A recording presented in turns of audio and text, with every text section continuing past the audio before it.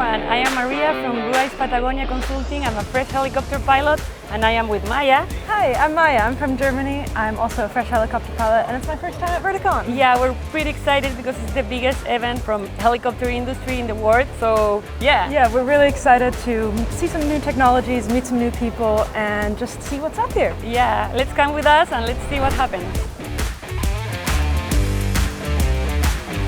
So the interesting thing about this door, it's on a lot of helicopters, but it is a special door for external cargo. So it's very good for pilots if they do external load work.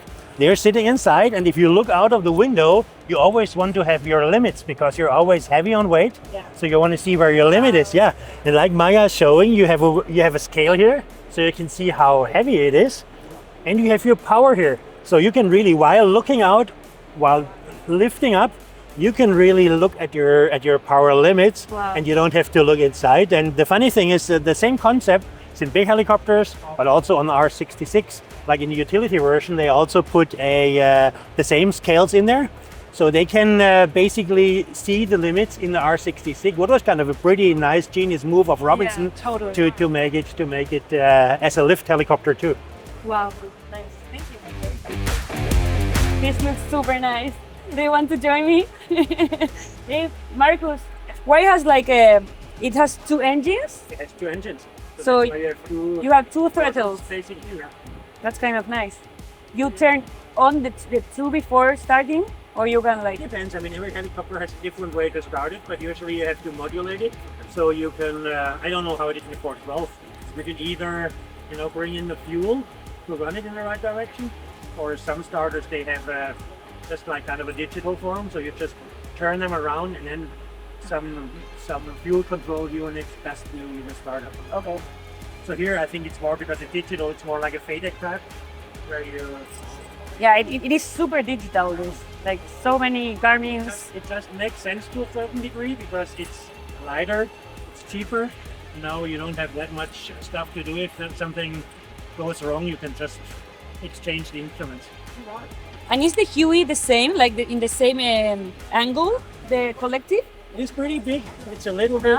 I think this is a little bit high, so usually it could go down maybe, but it's kind of the same thing. And I mean, there's a lot of similarities. It has been the same helicopter.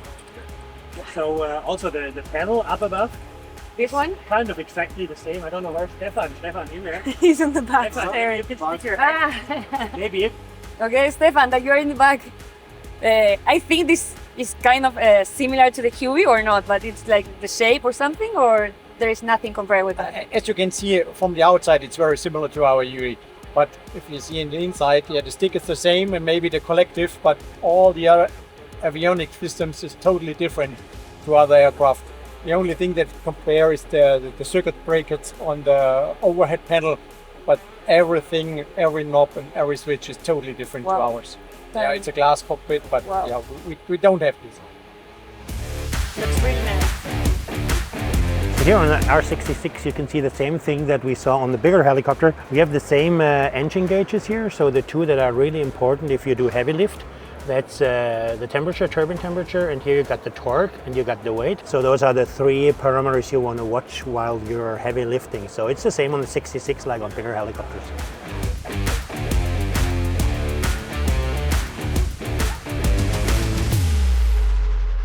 Hi, I'm Kim Hutchings from Volo Mission. I'm CEO. We do external load training. So what kind of advice would you give to young, fresh pilots like us to kind of get into the industry and become safe pilots? First advice I would say is to start meeting more people. I think you can get a lot of information from mentors and networking with people because they can help guide you in the direction that you want to go. A lot of people have a knowledge on great companies to work with. Safety is a big one. So talking with people can help lead you in the right direction. So networking, meeting people, you can get a lot more information than you would just maybe going online and trying to research yourself, because you get the individual experience, gain that knowledge firsthand versus just seeing something online. Totally. As we know, online can, put up something that is just there and may not be what it really is. So Totally. All right. meeting people, talking, that sort of thing. Interesting. Thank you. Yeah, you're welcome. It's a perfect time because we are here at Verticon and we have been meeting a lot of people, a lot of pilots. We went to the dinner. Yeah. It's really nice to connect with female pilots, and it's That's been really like good for us as an experience from learn from other pilots. And that's a perfect thing to do is joining associations or organizations, different ones. So yeah, being part of VAI, being part of Whirly-Girls, that does that. Totally. And I would love to ask you, what about the long line week you have for women pilots in Volo Mission?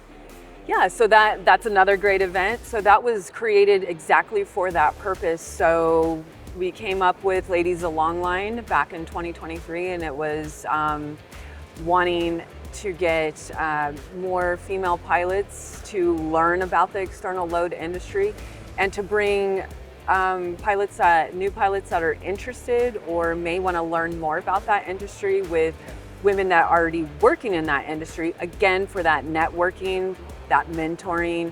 And so this is it's a low cost event. It's $15 for a 2-day event. Wow. So $15 is all it is to sign up, and we have a full day of education. We have panels with lady pilots, lady external load pilots, so you can ask them all kinds of questions, meet them, learn about their experience, how they got into it.